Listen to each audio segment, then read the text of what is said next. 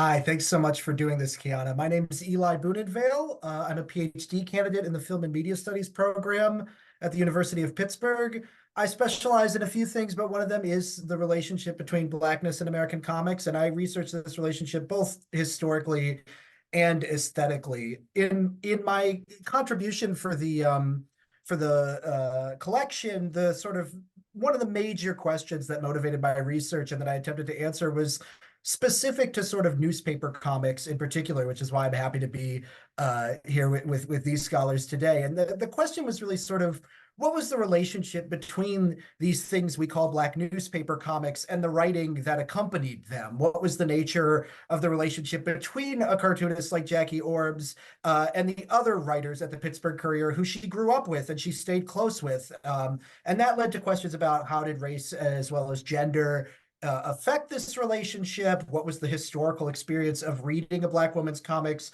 alongside Black women's reporting? And I think I gesture towards answering that question at the end of my chapter. I reproduced. There's a lengthy letter to a Courier columnist named Hazel Garland from a longtime reader of the paper, who includes his memories of reading Jackie Ormes comics alongside columns and what was called women's reporting that I investigate throughout the chapter. And to me, that letter really testifies to how comics were and are read not in a cultural vacuum, but in a sort of vibrant print culture that influences how comics were produced, received, and how we remember them.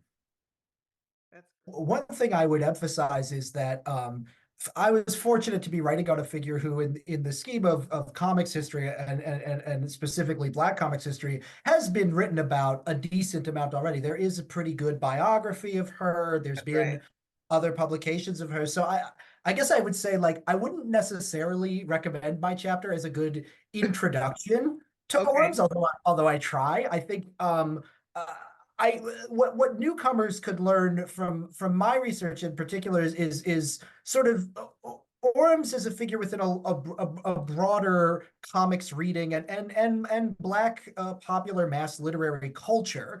And so to that end, the sort of two things that I think newcomers can learn from my research, the first would be that, like, in the broad sense, comics are culture, pure and simple. They don't just respond to or reflect cultural history, they make it. They're an essential component of it. And I think Orms's way of figuring herself in her comics, the relationship that she has with other people at the Courier, specifically other Black women reporters, which is how she got her start. That's something that I make a strong investment in, is her earlier pre-comics work, which a lot of people, I argue, have sort of overlooked or treated as less than what she later did with comics. And so I think that what the first thing I'd like readers to take away from the chapter is that comics as an art form can be and should be read alongside sort of other everyday reading materials, practices, hopes, and aspirations in the sort of of the millions of people who are caught up in the sort of tide of popular history and reading these comics, that if we just read them as a sort of separate text, we're going to miss out on some critical aspects of culture. Then relatedly, I think the second thing, sort of similar to the first, is that comics create their own cultures. One of the major impulses that I had for this chapter was that I was, like I said, finding other historians and scholars who were kind of either writing about Jackie Ormes as a standalone figure, or even as a figure whose politics and artistic practices kind of elevated her above these other people that I was researching, above her peers at the Courier who were not comics artists or even other comics artists.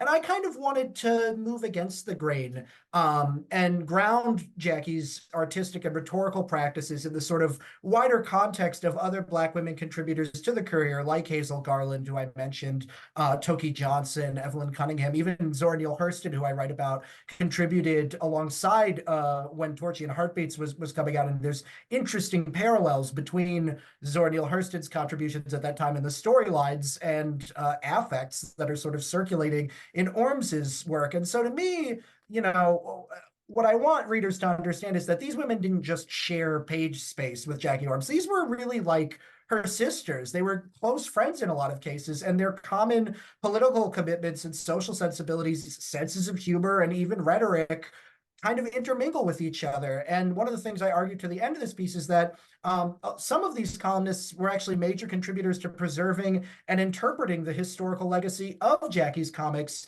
in the 80s and 90s when not a lot of people were invested in that.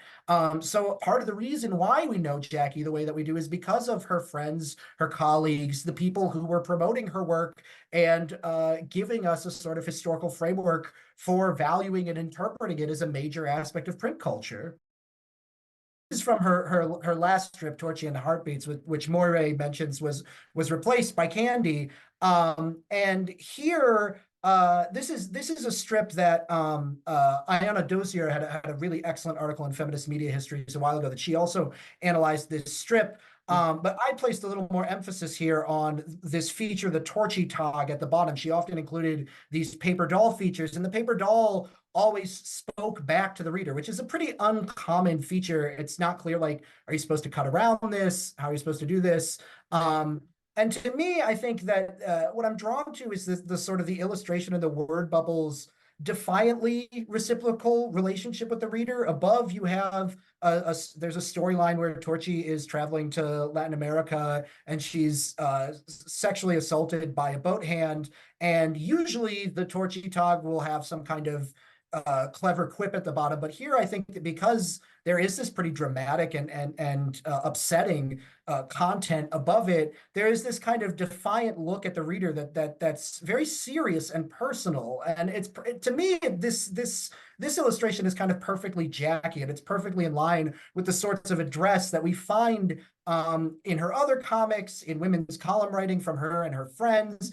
Both the comics and these columns at different times have been kind of denigrated as fluffy or unserious, menial labor for Black women writers or Black women artists that kept them from producing important writing. And even, Ormes's biographer and other scholars at times have sort of treated women's columns as a counterpoint to the seriousness and the artistry and the craft and the political and cultural significance of Ormes's strips. And I wanted to think about how both at an artistic and at a rhetorical level, we could maybe push back against that assumption and think about Ormes in this context. So here, even though there's no reference to the Courier, I see in this sort of address of the reader a style and an approach that Ormes had cultivated over the years that includes not just her sensibility about drawing comics, but a vernacular culture that transcends specific mediums.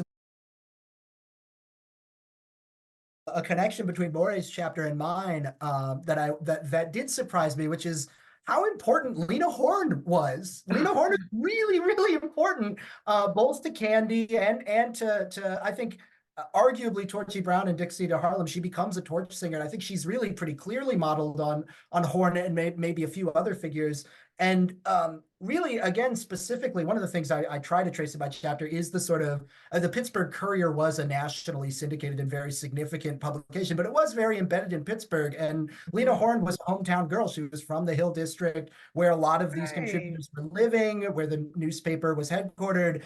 And so Lena Horne emerged for me. I mean, I don't write about her that much in the chapter, but she emerged for me because a lot of these columnists were writing about her constantly. They were following her and they were comparing her with Ormes. They were saying these are two kind of high profile, fun, engaging, respectable, but also kind of flirty and modern, and what really surprised me most was sort of uncovering this cultural world that stretched between the sort of respectability politics that are often written about in relationship to sort of this newspaper and the Black middle class mid-century culture's understandings of femininity, but also the kind of loud nightlife that was also very much loved and encouraged and written about and covered and portrayed in these comics and columns. And so one thing that I discovered was that the Hill District had a very vibrant ball and gender-bending culture that a number of these columnists participated in, that they emceed, that they were singing at. And I couldn't get necessarily a strong sense of whether Jackie Ormes was present for a lot of that, but she was certainly close with a lot of people who were in this world. And they certainly wrote about her as a part of that world. And so what surprised me most was sort of complicating my notions of the respectability politics I went into writing the chapter with, not to overturn them or to say that these aren't an element of how we should consider this culture. But understanding this was a very dynamic and flexible print and lived culture that responded to aspirations of Black middle class excess, intimacy, flamboyance, and austerity in different ways. So yeah, Lena Horne led me down a rabbit hole of thinking more about sort of mid-century Pittsburgh and national Black nightlife and how it's sort of inflected and shows up at different points, both in the comics and in the columns.